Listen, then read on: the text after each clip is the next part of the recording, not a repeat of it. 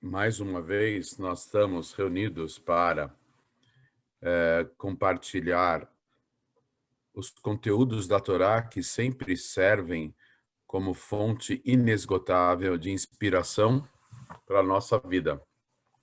A Torá é o conhecimento infinito de Deus. Então, uma forma, o Tânia, o livro básico da filosofia hassídica, ele diz que a forma mais plena de agarrarmos Deus, entre aspas, com as duas mãos, é quando o nosso processo intelectual se reveste na sabedoria infinita de Deus. Então, ao mesmo tempo, nós preenchemos o nosso intelecto de divindade e, ao mesmo tempo, nós aproximamos o intelecto do infinito por meio da conexão com a sabedoria infinita de Deus. Sempre nos lembrando, conforme diz Rambam Maimônides, que Deus é conhecedor, Deus é conhecimento e Deus é o conhecido. Ele e a sua sabedoria são totalmente unificados. Muito bem, a nossa proposta, nosso tema de hoje é as velas da Menorá. No comecinho da Parashá, a porção da Torá dessa semana se chama Beha'alotcha, no seu elevar das velas, Beha'alotcha etanerot. Não está escrito acender, está escrito, como o nome da porção da Torá, no seu elevar. Em verdade, acender, elevar também era usado como acender. Então, o que ocorre? Vem Urashi, comentarista, e explica o que está acontecendo exatamente, que Deus, o Todo-Poderoso, está orientando por meio de Moshe a seu irmão Aharon, que era o Cohen Gadol, o sumo sacerdote, para acender as velas da menorá, do candelabro, por ocasião da inauguração do tabernáculo, do santuário, em hebraico, Mishkan. Vem Urashi e nos localiza, como se diz, nos coloca mais ao par daquilo que estava acontecendo, da situação. Aaron Cohen viu durante 12 dias os 12 príncipes das tribos de Israel, lembrando que uma delas se subdividiu em dois, não tem tribo de Yosef, tem tribo de Efraim e Menashe, mas não de Yosef. Yosef se subdividiu em dois. Então havia 12 tribos, além da de Levi. Originalmente eram 12. Levi não era contabilizado com as outras tribos. E uma das outras 11, que é a de Yosef, se subdividiu em dois, Menashe e Efraim. Então acabou ficando na prática 12, além de Levi. E que o Aaron Cohen viu? Que durante 12 dias, a cada dia, um príncipe diferente, um governador de uma tribo diferente, trazia oferendas para comemorar a inauguração do altar do santuário lá no deserto. E está escrito que quando Aaron Cohen viu tudo isso, e ele viu que ele não participou e que a tribo dele, Levi, não participou, está escrito que ele ficou um pouco desanimado. Mas aí vem o Rebbe explica, num pronunciamento público dele, num ensaio magistral, o Rebbe explica que o Aaron Cohen, ele não ficou com inveja, ele não ficou com ciúmes. Ele estava acima disso, porque ele era um tzadik. Ele ficou se questionando o que faltou em mim, na minha devoção a Deus, para eu não ter participado, juntamente com os 12 príncipes, cada qual com sua tribo, das oferendas por ocasião da inauguração do santuário. Aí Hashem, nesse momento, se revela, ele manda um recado por intermédio de Moshe. E ele fala para Aaron, Aaron, não desanime, você é um felizardo, porque a sua função na inauguração é maior ainda que das 12 tribos de Israel.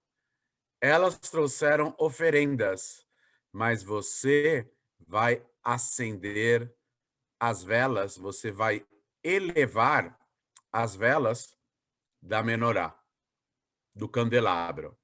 Vamos abrir aqui um parênteses, mais uma vez lembrando que os braços da menorá, diferentemente do símbolo do Estado de Israel, que o brasão lá é uma menorá de braços arredondados, a menorá original no templo, ela tinha braços retos, na diagonal. Aí muitos perguntam, mas como? No arco de Titus, que se encontra em Roma, lá está o desenho de um candelabro de braços arredondados.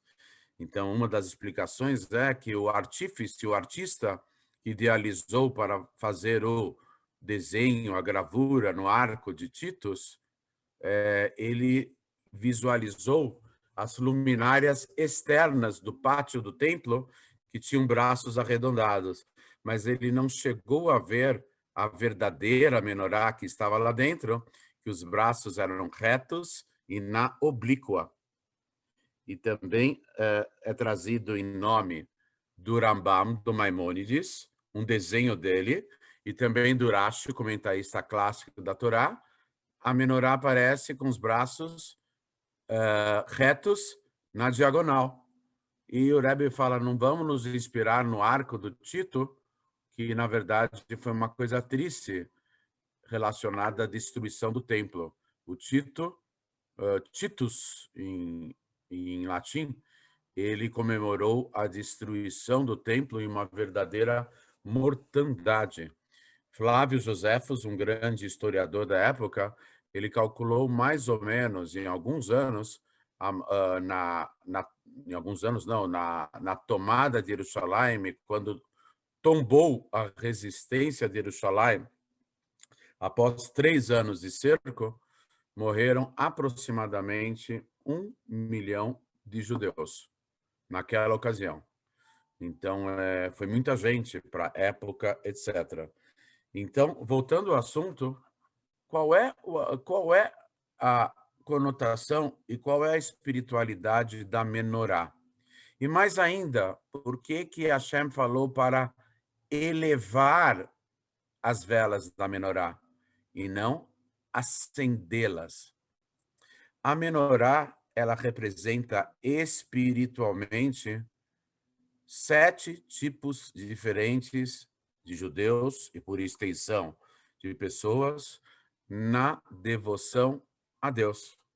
Também ela faz referência às 7 qualidades emocionais midot, a saber, bondade, severidade, carisma, etc., que são as qualidades, os atributos emocionais na devoção a Deus, cada qual segundo as características de sua personalidade. A menorá, ela era o utensílio do santuário para iluminar fisicamente. E Hashem dá umas dicas, Hashem dá uns links na própria Torá para fazermos a ligação entre o físico e o espiritual, como consta na Parashá de Terumá, no Êxodos, no livro do Êxodos, que está escrito Ve'asu limigdash, e vocês farão para mim um santuário, ve'shachanti betocham, e eu morarei dentro deles. Pergunta o comentarista clássico Rashi, como? Vocês farão um santuário para mim e eu morarei dentro deles? A falta de concordância em número, devia ser no singular. Eu morarei dentro dele, no singular, e não dentro deles, no plural. Então vem a explicação de que, quando nós construímos um santuário e ele se expande para a nossa vida, numa vida dedicada mais ao lado espiritual da conexão com Deus, então nós próprios nos transformamos em um verdadeiro santuário. Por isso, Deus vai pairar não somente dentro do santuário físico, mas sim dentro de cada um de nós, à medida em que transformamos as nossas vidas num verdadeiro santuário para pairar, para estar presente Deus, para pairar a presença divina. Então, quando Aaron Cohen ele acende ou ele eleva as velas da menorá no santuário, ele está fazendo paralelamente um trabalho espiritual de acender as velas do santuário que é a nossa própria vida. Como consta no versículo, Ner Hashem Nishmat Adam. A vela de Deus é a alma do homem. O homem, a alma do ser humano é chamada de vela.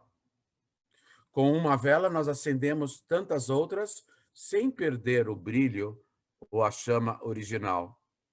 Uma vela, nós podemos pegar a haste da vela, ou de parafina, ou de cera, podemos inclinar para um lado, inclinar para o outro lado, mas a chama sempre estará subindo, crepitando, flamejando em direção ao alto.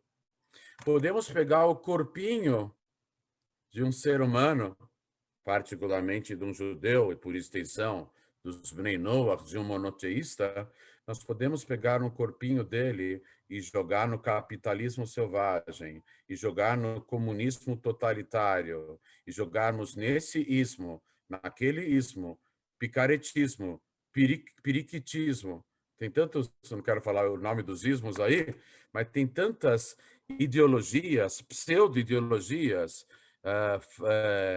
e ideias político-ideológicas e religiões e crenças, as mais bizarras e as mais estranhas, em geral, bem vinculadas à idolatria, nós podemos fazer isso com um corpinho de uma pessoa ligada a Deus. Mas no íntimo, na essência maior, a sua alma, ela é desejosa ela, assim como a vela crepita, flameja, a alma também está numa constante vibração espiritual, sempre procurando se elevar a Deus. A nossa essência maior está acima das circunstâncias do mundo. Então, nós, pela nossa natureza espiritual, já que Deus criou o homem à sua imagem e semelhança, a imagem é, na verdade, a partícula divina que anima o corpo do homem, do ser humano, por dentro, que é a sua espiritualidade. Então, na nossa essência maior, sempre estamos à busca e à procura do alto, do mais significativo. Hoje em dia, nós vemos pessoas famosas da mídia. Uma vez, uma história que eu li nesses últimos dias, há uns 60 anos atrás, no comecinho da liderança do Rebbe de Lubavitch, eu não me lembro mais, um judeu de uma cidade americana, ele não era do movimento racídico, não sei se era um médico ou era religioso, e ele, ortodoxo, ele entrou em audiência com o Rebbe, e ele falou o seguinte para o Rebbe: Rebbe, Eu, com as minhas maiores dificuldades aqui financeiras, dificuldades com problemas familiares, coisa e tal, e eu procuro fazer a vontade de Deus, procuro me dedicar ao estudo da Torá e à prática das mitzvot. E veja só, tem uma artista da mídia da época, cinema, Hollywood, sei lá o quê, que ela é totalmente vulgar, superficial e ganha, na época ele falou em milhões de dólares, sei lá o quê, periodicamente. Aí o Rebbe respondeu o seguinte: veja, nós não sabemos o que ocorre entre quatro paredes. Acredite, você com as suas dificuldades tem um equilíbrio muito maior porque a sua espiritualidade é suprida. Em compensação, essa pessoa a que você se referiu, ela está sofrendo uma crise muito grande, um vazio muito grande, que em pouco tempo vai acabar se expressando mais, vai acabar sendo notório. O vazio dessa vida, dessa alma que aparece, tem visibilidade na mídia, no cinema, coisa e tal. Pouco tempo depois, essa pessoa tirou a própria vida, que era uma artista famosa.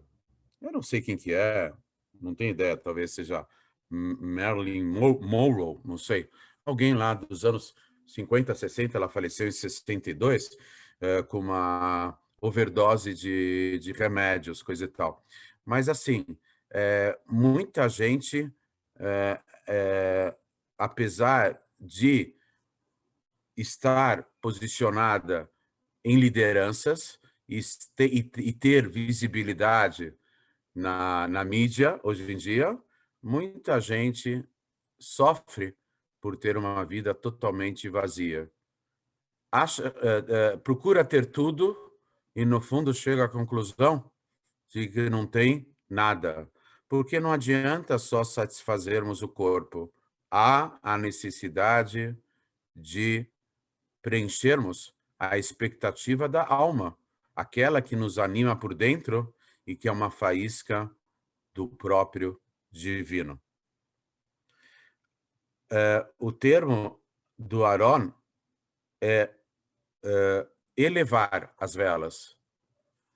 Elevar as velas, que é a ideia de elevar as almas.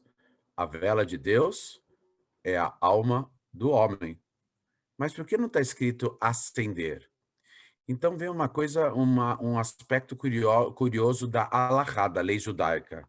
O Rambam, Maimônides, explica que acender a vela da menorá pode ser qualquer judeu, mesmo que não seja Kohen, sacerdote.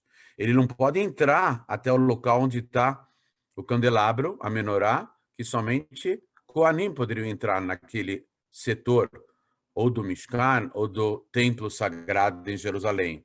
Mas podem pegar o fogo que ele acendeu lá fora e podem levar o fogo para dentro do templo. Qualquer pessoa pode acender as velas. Mas o que significa elevar? Deus pede, por meio de Moshe, para Aaron, para elevar as velas da menorá.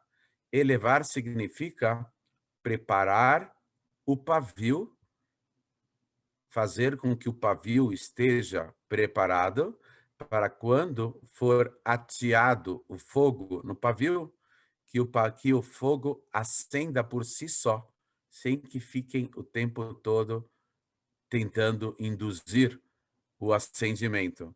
Quando pega o fogo no pavio, que o pavio já está bem preparado. Curioso, acender a vela, qualquer um pode acender, do povo de Israel, da menorá. Preparar o pavio, somente Aharon, a Cohen, a Arão, o sumo sacerdote. Por que só Aaron pode acender o pavio? Então, nós vamos lembrar qual é a ocasião agora do primeiro acendimento da menorá. É a ocasião da inauguração do santuário, do Mishkan, do tabernáculo. Como se fala inauguração em hebraico? Em hebraico, a palavra inauguração é Hanukkah, o mesmo nome da festa. Por exemplo, inauguração de uma casa, Hanukkat Abayit. Inauguração de uma sinagoga, Hanukkat Beit HaKnesset. Então, Hanukkah significa inauguração. Mas tem uma semelhança, tem a mesma origem etimológica da palavra Chinuch. Chinuch significa em hebraico educação. Quando se trata de acender uma vela, de acender a espiritualidade de um ser humano, qualquer pessoa pode acender, fazer brilhar. Qualquer pessoa pode inspirar umas às outras para se inspirarem na sua devoção a Deus. Mas quando se trata da educação, dos primeiros passos da criança, direcionar o ambiente da criança para que, desde tenra idade, ela tenha contato com a espiritualidade, com a conexão maior com Deus, aí então precisa de um sacerdote. Quem é um sacerdote? É um especialista, é um mestre em educação, é um educador. Qualquer pessoa pode inspirar, mas educação precisa ser colocada na mão de um especialista. Está escrito em relação ao povo de Israel, e por extensão todos os monoteístas, Ve'atem tihu li, vocês serão para mim, Mamlechet Kohanim, o reino de sacerdotes, Vegoi Kadosh, e um povo sagrado. Vamos nos lembrar que a palavra Goi, muitas vezes, os judeus são acusados de discriminatórios, de preconceituosos, eles chamam as outras nações de Goi. Goi não quer dizer não judeu. A tradução da palavra Goi significa povo. Deus chama o povo de Israel de Goi, em algumas ocasiões. E uma delas é, Ve'atem tihu li, vocês serão para mim um reino de sacerdotes, Vegoi Kadosh, e um povo sagrado. A missão do ser humano na face da terra é de se tornar sagrado, é de se tornar mais elevado espiritualmente, tanto por meio das mitzvot da Torá em relação aos judeus, ao povo de Israel, como por meio das 7 leis universais dos Bnei Noach, que são extensivas a todo e qualquer ser humano. Como eu já falei aqui diversas vezes, Mashiach não vai se revelar somente para o povo de Israel. Mashiach vai se revelar para toda a humanidade. Quando Mashiach se revelar, não será só o povo de Israel que vai servir a Deus. Toda a humanidade vai servir a Deus. Todo ser humano vai servir a Deus. Um Deus revelado. Um Deus que não tem cara, não tem semblante, não tem corpo, mas que nós vamos sentir de uma forma mais intensa, de uma forma mais plena. Como dizem os sábios, o corpo... o rei Davi, o salmista, ele fala no Tehillim, nos Salmos, Mipsari echeze Eloká. Da minha carne, do meu corpo, da minha pele, verei Deus. Tem várias explicações aqui. Uma delas é que, futuramente, o nosso corpo verá Deus. Não só os nossos olhos. O nosso nariz, o nosso queixo, as nossas orelhas, o nosso cabelo. Eu tenho pouco cabelo, mas o que me restou também vai ver Deus. Todas as partes do nosso corpo vão ter uma percepção maior do que a visão, a audição, o olfato, o paladar e o tato, os 5 sentidos. Nós vamos ter um sentido muito mais abrangente. Normalmente, a alma fora do corpo tem essa percepção, só que a grande novidade é que nós teremos essa percepção dentro do corpo. Então, a ideia do Cohen, dele elevar as velas, significa preparar o pavio, educar as crianças de tenra idade, o especialista, o educador, para que elas sejam velas brilhantes, para que o fogo da santidade, em hebraico, kedushá, da espiritualidade, possa pegar no pavio, possa fazer com que a chama do pavio suba, flameje, suba e arda por si só, sem ajuda de terceiros.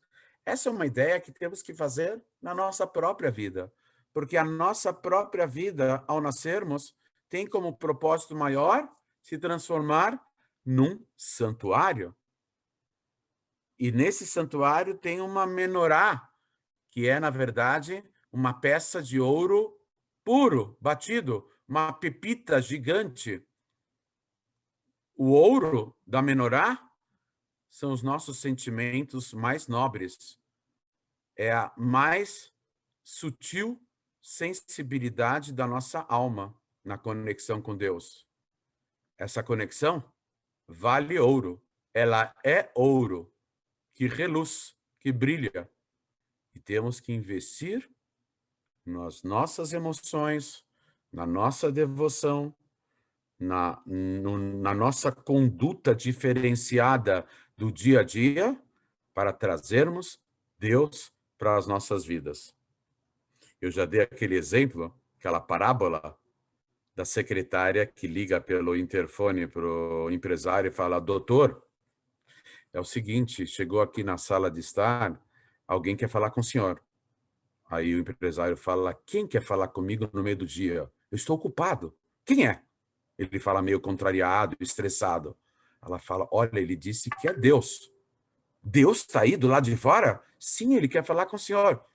Desculpa, eu estou muito ocupado. Diz que eu já saí. Não, melhor. Diz que eu ainda não cheguei. Fala, dá qualquer desculpa. Não posso atendê-lo agora. E aí, como que fica? Então, na verdade, é uma parábola para ilustrarmos que Hashem entra na nossa vida de acordo com o quanto nós deixamos entrá-lo. As portas não são abertas por ele. Também ele abre muitas portas, mas as primeiras portas são abertas por nós. Deus vai entrar na nossa vida de acordo com quanto nós possibilitarmos o seu acesso, em termos de pensamento, fala e ação, que, segundo a filosofia racídica, são as 3 formas de manifestação da alma dentro do corpo. Então, a ideia é essa, de nós brilharmos, de nós iluminarmos. Finalmente, nós temos uma explicação mais ainda abrangente, que a função do Aharon HaKohen é do líder ligado totalmente à santidade. Ele e Moshe Rabbeinu. Então, a ideia aqui da menorá é que o líder máximo da nossa geração é o sumo sacerdote ligado totalmente à santidade. Então, o Rebbe de Lubavitch procurou nos orientar, inclusive em relação ao reavivar da campanha das Sheva Mitzvot Bnei Noach, das 7 leis universais dos filhos de Noé, dos Bnei Noach, para expandir ao máximo a conexão de toda a humanidade com Deus. Esse é o trabalho do líder da nossa geração, que a qualquer momento nos introduzirá numa nova era, no despontar de uma nova era, despontar no horizonte da tão almejada redenção com o nosso justo Mashiach, a qualquer momento e a qualquer momento mesmo, se Deus quiser. A nossa obrigação é iluminarmos. Cada um de vocês presentes aqui, como eu também, podemos iluminar. Há muita escuridão no mundo. E um princípio básico da filosofia racídica é que um pouco de luz dissipa muitas trevas. Um pouco de luz afasta muita escuridão. Quando um quarto está totalmente escuro, não adianta a gente usar a vassoura para remover a escuridão.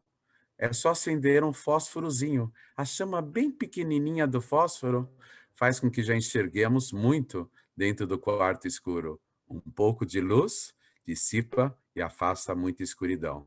Pessoal, daqui a pouquinho nós vamos finalizar essa primeira parte, então eu sugiro a todos aqui que possam clicar novamente no link para abrirmos o espaço para as perguntas. E aproveitem, o Rabino nem sempre está disponível, vamos aproveitar agora para fazermos perguntas e, na medida das possibilidades, procuraremos esclarecer todas as dúvidas. Então, daqui a pouquinho, vai finalizar essa primeira parte da aula e vamos clicar novamente no mesmo link para adentrarmos a segunda parte, que vai ser reservada para as perguntas, ok?